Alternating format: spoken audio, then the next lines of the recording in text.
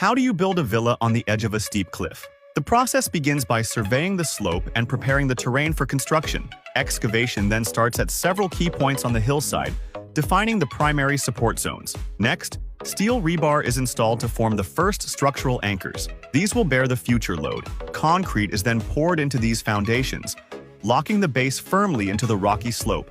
After that, lower concrete columns begin to rise from the hillside.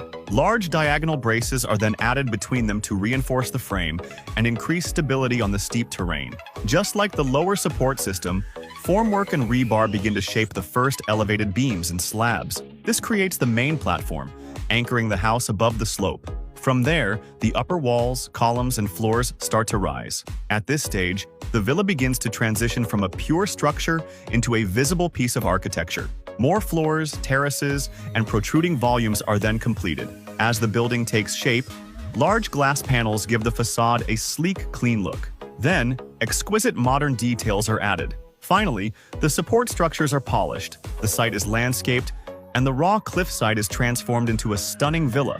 If you just dig a random hole outside your villa to use as a septic tank, you're basically burying a biochemical gas bomb right under your house. Over time, if the septic tank gets full, the top layer of solid waste will overflow first. Not only will your yard reek of a foul stench, but the untreated sewage will directly contaminate the groundwater. Here is how the most scientific and simple septic tank actually works. On the left is the fermentation tank, and on the right is the settling tank. When waste flows into the septic tank, the heavier solid waste naturally sinks to the bottom of the fermentation tank, while the lighter waste floats on the surface. Countless anaerobic bacteria living in the tank will break them down.